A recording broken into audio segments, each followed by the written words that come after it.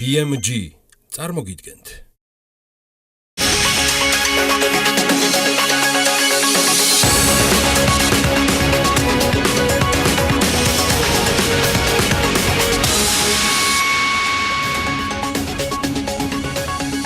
ყოფილი პრემიერის ნიკა გილაურის საკონსულტაციო კომპანიის რეფორმატიქსის პარტნიორი თამარ კობზირიძე დიდ ბრიტანეთში პარლამენტარებს საქართველოს ევროკავშირის ასოცირების და ღრმა და ყოვლისმომცველი თავისუფალი ვაჭრობის ხელშეკრულების შესახებ ინფორმაციასა და გამოცდილებას უზიარებს. დეტალები ჩვენთან. ბიზნესის პირველი შეხვედრა ბიზნეს ომბუდსმენთან და თემები, რომლებიც ანალიტიკის რადარზე სავარაუდოდ კიდევ არაერთხელ მოხვდება. ელენე გოგბერაშვილი შეგვიჯამებს შეხვედრის მთავარ აქცენტებს სულ ცოტა ხანში. მინდა საიდან ეძებს თავშესაფარს და ლტოლვილის სტატუსს საქართველოში. ბოლოდროინდელი გახმაურებული მოვლენების ფონზე ზაზა აბაშიძე სტატისტიკას მიმოიხილავს. გვიან საღამოს ხვდებით ერთმანეთს ანალიტიკაში.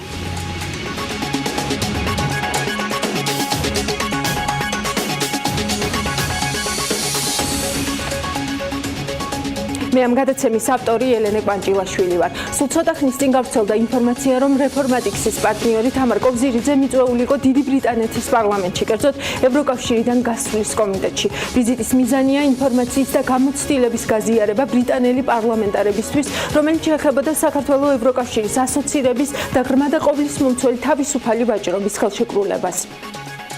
დღეს ანალიტიკაში მოკლედ გაგაცანით ყოფილი პრემიერის ნიკა გილაურის საკონსულტაციო კომპანია რეფორმატიქსი, რომელსაც დამფუძნებელი ყველაზე მცირე ზომის გლობალურ კომპანიას უწოდებს. თუმცა აქვე უნდა ვთქვათ, რომ ამ ბუტიკური ტიპის საკონსულტაციო კომპანიამ თავისი არსებობის სულ რაღაც 5 წლის მანძილზე საკმაოდ შთამბეჭდავი პორტფოლიო შეკრა.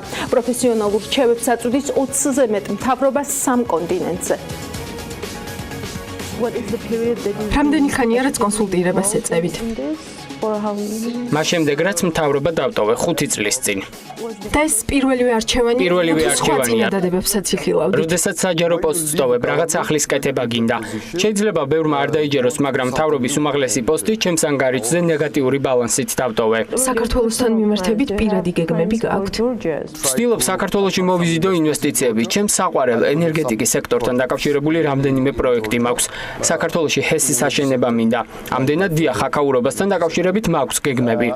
ამას გარდა საქართველოში პირველ სოციალური მედიის აპლიკაციას უნდა დავუდო საფუძველი. მისი სახელი ტრულაილა იქნება. ბევრ ქვეყანას აქვს ლოკალური აპი. საქართველოს არ ჰქონდა და გადავწყვიტე პირველი მე ვიყო. საქართველოს რეფორმების შესახებ დაწერეთ წიგნი.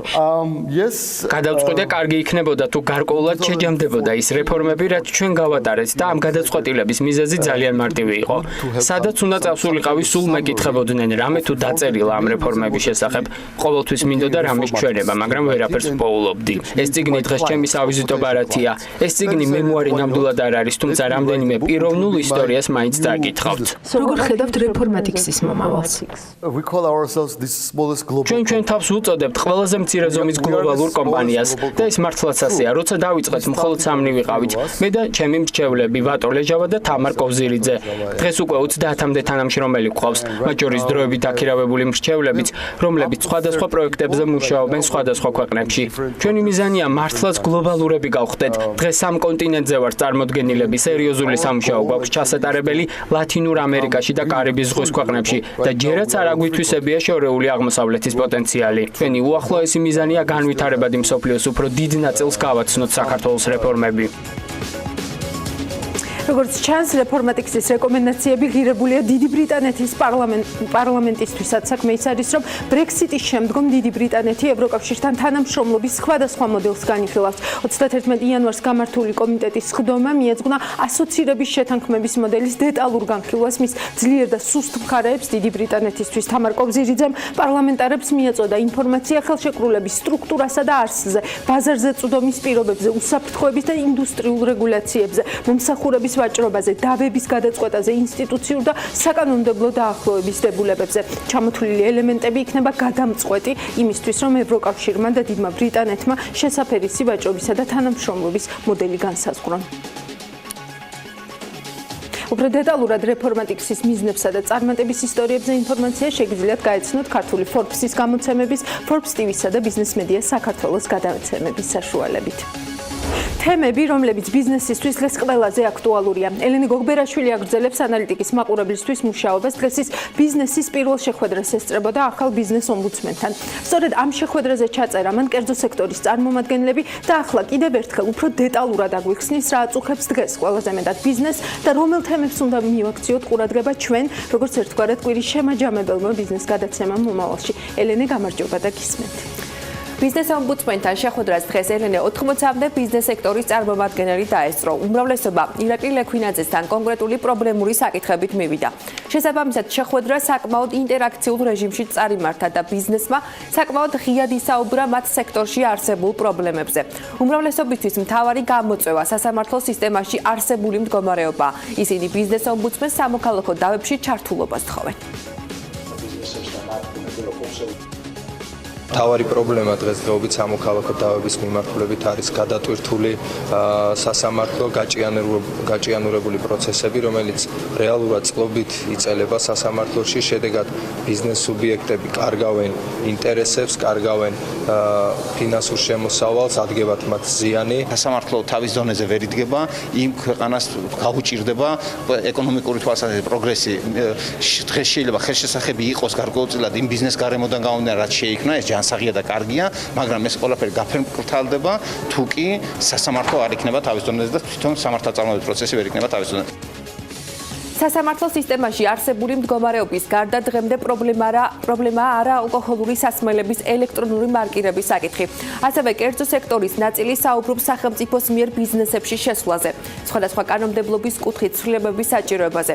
მათ შორის დღეს საუბარი შეეხო ასევე უცხოელებზე მიწის მიყიდვის აკრძალვის რეგულაციასაც.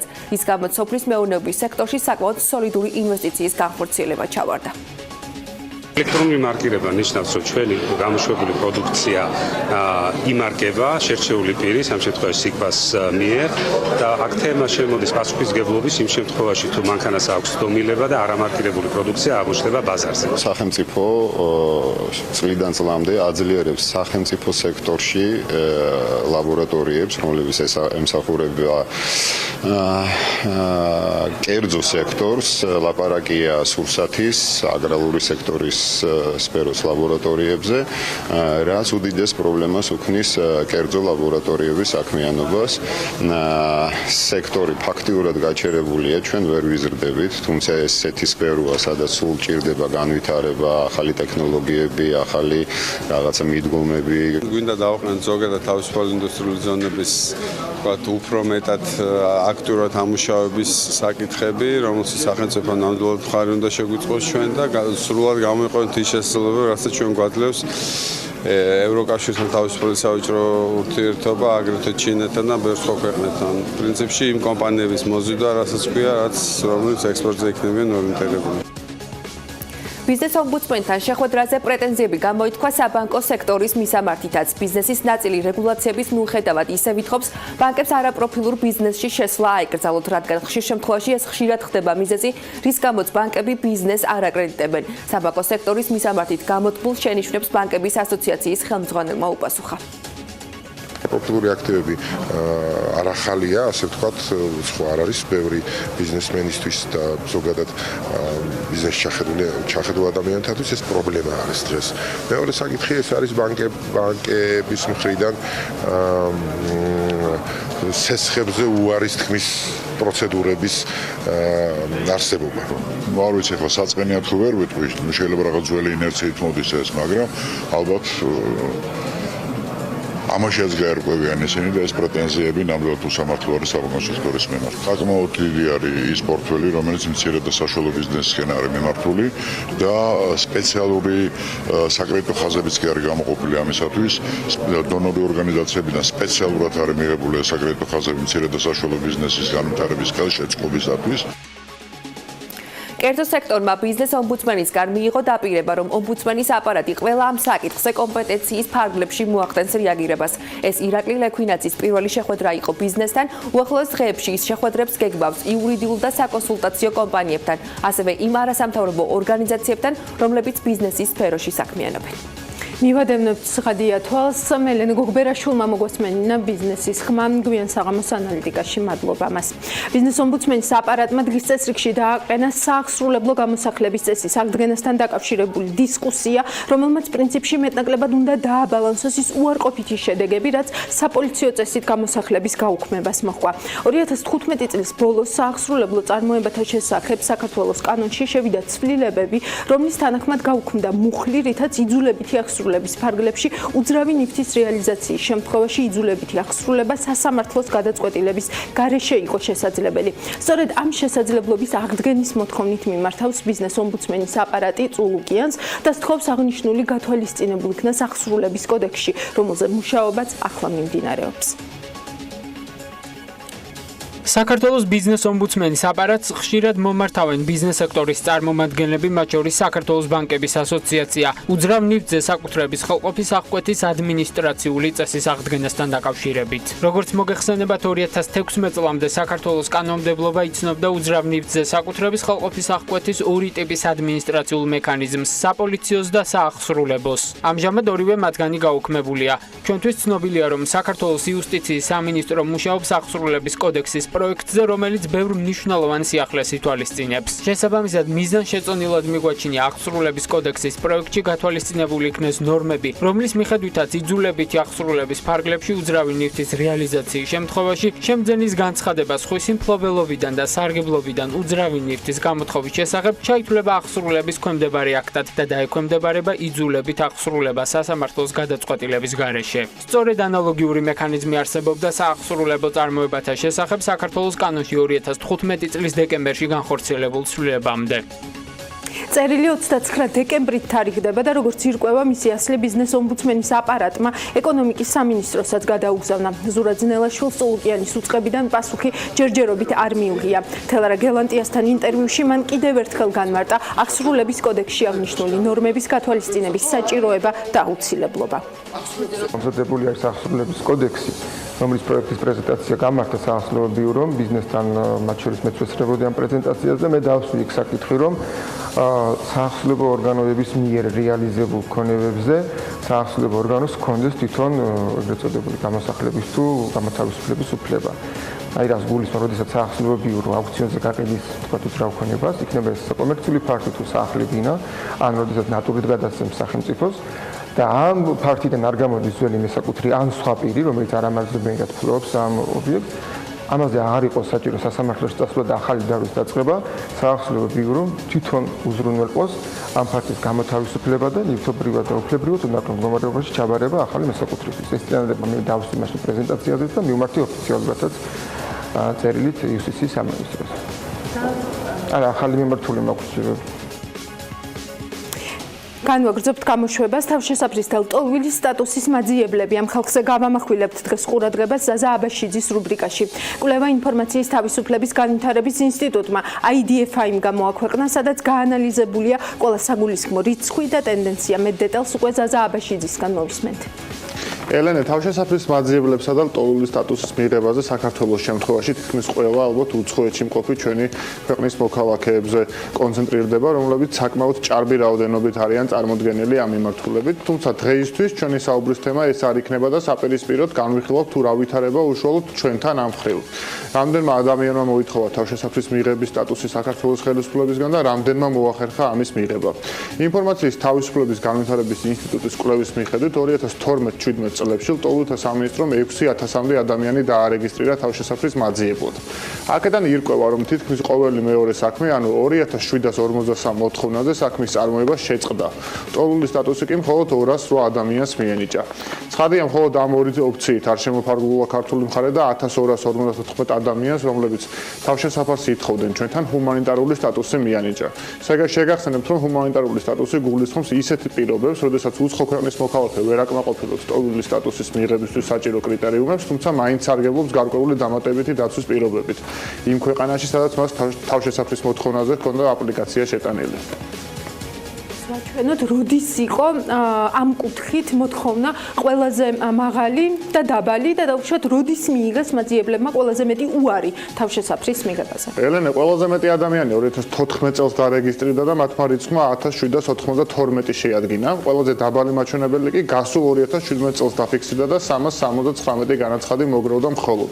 საკმაოდ ბევრი განაცხადი შემოვიდა 2015 წელს 1459 მოთხოვნა, საიდანაც 69 პირს მიენიჭა ლტოლვილი სტატუსი მხოლოდ, ხოლო 878 ჰუმანიტარული სტატუსი, რაც ორივე შემთხვევაში სარეკორდო მაჩვენებელს წარმოადგენს უკანასკნელი 5 წლის განმავლობაში. თავის მხრივ თავშესაფრის მიღებაზე ყველაზე მეტი უარი 2016 წელს დაფიქსირდა და ჯამში 332 შემთხვევა შეადგინა.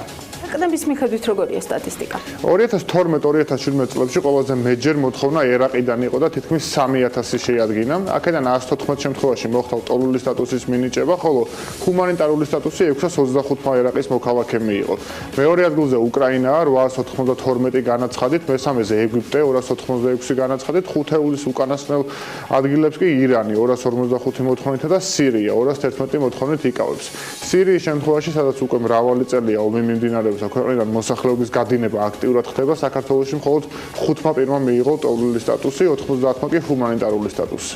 ზაზამ, ბოლო დროის გახმაურებული საქმეების გათვალისწინებით, მოდი მაყურებელს უფრო კონკრეტულად ვაჩვენოთ, როგორია ჩვენი უშუალო მეზობლების სტატისტიკა: აზერბაიჯანი, სომხეთი, თურქეთი. ელენე, განსაკუთრებული სიმკაცრით საქართველოს სწორედ ამ ქვეყნების, აზერბაიჯანის, სომხეთისა და თურქეთის მოქალაქეების მიმართ გამოირჩევა. თავშესაფრის მაძიებლები ტოლვილთა სამინისტროს მხრიდან თითქმის არც ერთ შემთხვევაში არ იღებენ ტოლვილის ან ჰუმანიტარული პირის სტატუსს. 2012-2017 წლების სტატისტიკის თანახმად ამ ქვეყნის მოქალაქეები 202 შემთხვევაში 202 თავშესაფრის მაძიებლებიდან მხოლოდ 5 შემთხვევაში მიენიჭა თავშესაფარი, რაც ძალიან დაბალი მაჩვენებელია. ამ მხრივ ბოლო დროის ყველაზე გახმაურებული საქმე მუსტაფა ემრე ჩაბუქის შემთხვევაა, რომელსაც უარი ეთქვა ლტოლვილი სტატუსის მინიჭებაზე და თურქეთი საქართველოსთან მის ექსტრადირებას ითხოვს. ბევრი ამ საქმის უკან პოლიტიკური დინამიკებს ხედავს და უარის მიზეზადაც ამას მოიაზრებს. შეგახსენებთ, რომ სულ ცოტა ხნის წინ 20-ზე მეტმა არასამთავრობო ორგანიზაციამ საქართველოს პრეზიდენტ გიორგი მარგველაშვილს თხოვნით მიმართა, რათა მოქალაქეობა მიანიჭოს მუსტაფა ჩაბუქს, რითიც თავიდან იქნება არიდებული მისი თურქეთში ექსტრადირება. მეც არ ვიქნები ამ შემთხვევაში ობიექტური და შეუერთდები არასამთავრობოების ამ მოთხოვნას. იმედია, მისი უფლებებს მაინც დაიცავენ და ავგან მუხთავლესავით ერთ დღეს საზღვარზე არ აღმოჩნდება უცბად ეს ადამიანი. ვფიქრობ, ობიექტურობა ამ შემთხვევაში სწორედ არასამთავრობო სექტორის მოთხოვნის მხარდაჭერაა. მადლობა ზაზა, ეს იყო ზაზა აბაშიძე. დავით ჯალაღონია უნდა შემოგვიერთდეს ახლა პირდაპირ ეთერში. დღეს ბოლო დღეა, როდესაც მხოლოდ ჟურნალისტის რანგში შემოგვიერთდება ის პირდაპირ ეთერში. ჯერ საქმე, ბოლოს გეტყვით რა გელოდებათ. რამდენიმე საათის წინ საქსტატმა ინფლაციის მონაცემები გამოაქვეყნა და სწორედ დათო შეგვიჯამებს ეთერში დღის ტენდენციას. დათო, მოგესალმები, მუშაობთ პირდაპირ ეთერში. მოგესალმები ელენე. იანვარში ინფლაცია ჭრილში თუ შევხედავთ 4.3% იყო, რაც გასული წლის იანვართან შედარებით 0.4%-ით მეტია. თვიურად კი 0.6% დაფიქსირდა, რაც დეკემბერს 0.2%-ით ჩამოუვარდება. საბოლოოდ შეიძლება ითქვას, რომ იანვრის ინფლაცია გასულ 11 თვესთან შედარებით ყველაზე დაბალია.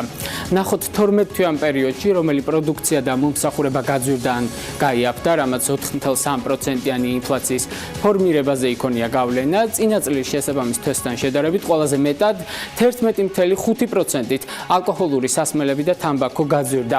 ამ ჩამონათვალს აგრძელებს ტრანსპორტი და მასთან დაკავშირებული პროდუქცია და მომსახურება, ჯანდაცვა, სურსათი, უალკოჰოლო სასმელები, საცხოვრებელთან დაკავშირებული მომსახურებები, წყალი, ბუნებრივი აირი და ელექტროენერგია.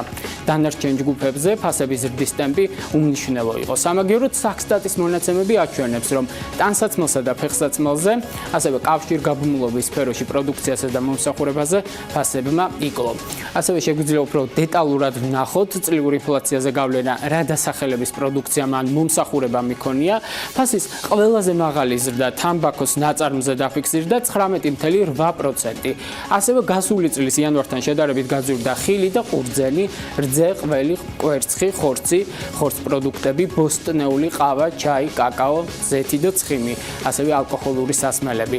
სურსათის და სასმელების ამის გარდა უნდა აღინიშნოს, რომ ინფლაციის წლიურ დონეზე გავლენა იქონია წყლის და საცხოვრებელთან დაკავშირებული სხვა მომსახურების გაძვირებამ, ელექტროენერგიაზე, ბუნებრივ გაზსა და სათბობზე ფასების მატებამ. ასევე გაძვირდა სამედიცინო პროდუქცია, აპარატურა, ამბულატორია და საავადმყოფოების მომსახურება. თუმცა, აქვე უნდა ითქვას, რომ იანვარში დეკემბერთან შედარებით გაიაფთა სასტუმროების, კაფეების, რესტორნების მომსახურება, ტანსაცმელი, ფეხსაცმელი, სატრანსპორტო საშუალებების ექსპლუატაცია და კავშირგაბმულობა. მე შეგახსენებთ, რომ 31 იანვარს ეროვნული ბანკის მონეტარული პოლიტიკის კომიტეტის ხდომის შემდეგ პრეზიდენტმა კობა გვენეტაძემ განაცხადა, რომ მიმდინარე წლის პირველ თვეებში ინფლაცია შემცირდება და მიზნობრივთან ახლოს იქნება, რაც 2018 წლისთვის არის 3%. მისივე განმარტებით წელს ინფლაციის მაჩვენებლებში ყველაზე დიდი წვლილი ექნება წყლისა და ელექტროენერგიის გაძვირებას. ელენე, მადლობა დათო, მოუთმელად ველოდებით ორშაბათს და საქმის კურსს. ეს არის მთავარი სიახლე, რომელიც უნდა დავაანონსო და რა თქმა უნდა ვერ მოვითმენ. პირველი უნდა ვიყო, მიხარია რომ ძირითად გამოშვებას შენ და ბექაბაციკაძე ერთად წაიყვანთ. წარმატებები შენ და ჩვენც გადია. ჩვენი წარმატება კი თქვენზე, ჩვენს მაყურებლებზე არის დამოკიდებული. მადლობა რომ გვიყურეთ და გვიყურებთ დროებით.